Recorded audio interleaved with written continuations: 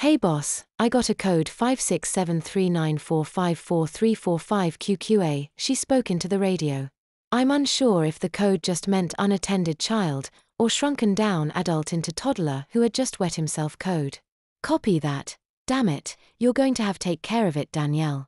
I'll have Mike move up from carts to take your spot.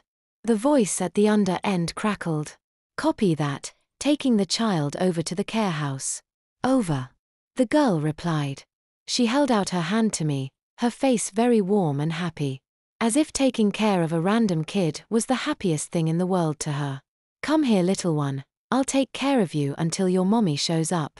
I started at her hand for a moment before sniffling gently. Okay, I said.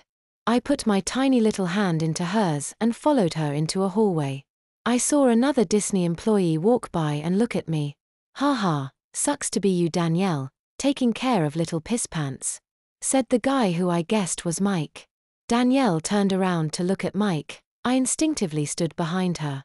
You'd wet yourself too, you jerk. All alone in a haunted house. Get some class, you dork. She shouted back. I smiled at her use of insults.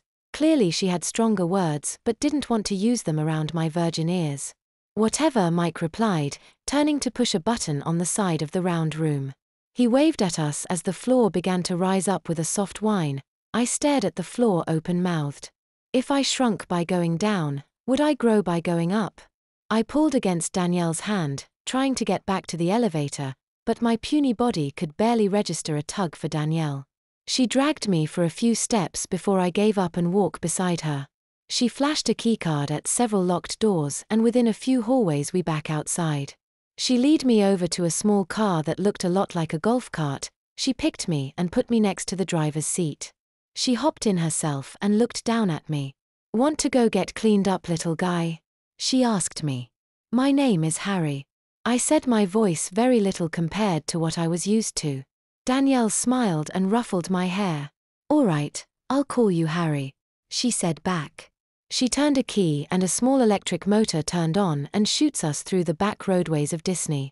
The cold air rushed at me, making the pea-soaked pants turn ice cold. I shiver uncontrollably and instinctively lean against Danielle's warm body. I didn't notice, but Danielle looked down at me and put on a huge smile.